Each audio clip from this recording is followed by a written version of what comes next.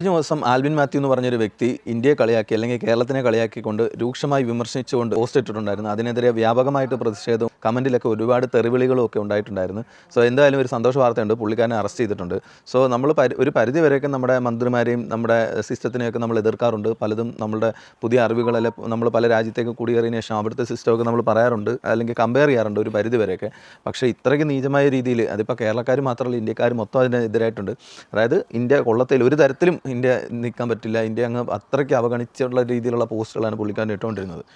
ഒരു പരിധി വരെ ഇപ്പോൾ നമ്മളെല്ലാം പറഞ്ഞിട്ടുണ്ട്, നമ്മുടെ നാട്ടിലുള്ള മന്ത്രിമാരാണെങ്കിലും പല രാജ്യങ്ങളിൽ വന്നിട്ട് യു കെയിലാണെങ്കിലും സ്വീഡൻ സ്വിറ്റ്സർലാൻഡൊക്കെ വന്നിട്ട് അവിടുത്തെ പല രീതികൾ ഡ്രെയിനേജ് സിസ്റ്റം അല്ലെങ്കിൽ പല കാര്യങ്ങളൊക്കെ നമ്മുടെ നാട്ടിൽ ഇംപ്ലിമെൻറ്റ് ചെയ്യാൻ വേണ്ടിയിട്ടൊക്കെ വിദേശ യാത്രകളൊക്കെ നടത്താറുണ്ട്.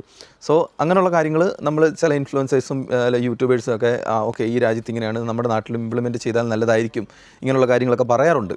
അതൊരു പ്രതിഷേധമായിട്ടോ അല്ലെങ്കിൽ ഒരു എന്താ പറയുക നമ്മുടെ നാടിനെ എതിർത്ത് പറയുകയില്ല, അല്ല ഇങ്ങനെ ഒരു നല്ല കാര്യം നമ്മുടെ നാട്ടിലും ഇംപ്ലിമെൻറ്റ് ചെയ്യണമെന്ന് പറയുന്നുള്ള രീതിയിലാണ് പറയുന്നത്. പക്ഷേ ഇത് തികച്ചും വ്യത്യസ്തമായിട്ട് നമ്മുടെ നാടിനെ പൂർണ്ണമായിട്ടും നമ്മുടെ നാട് ഒരു തരത്തിലും ജീവിക്കാൻ കൊള്ളാത്ത അല്ലെങ്കിൽ ആ രീതിയിലുള്ള നീചമായ രീതിയിലുള്ള ഭയങ്കര സംസാരമായിരുന്നു. എന്തായാലും പോലീസ് അറസ്റ്റ് ചെയ്തു. അദ്ദേഹം ഇല്ലീഗലായിട്ട് കുടിയേറി എന്നൊരു കുറ്റത്തിൽ ഐസിൻ്റെ കസ്റ്റഡിയിലാണിപ്പോൾ.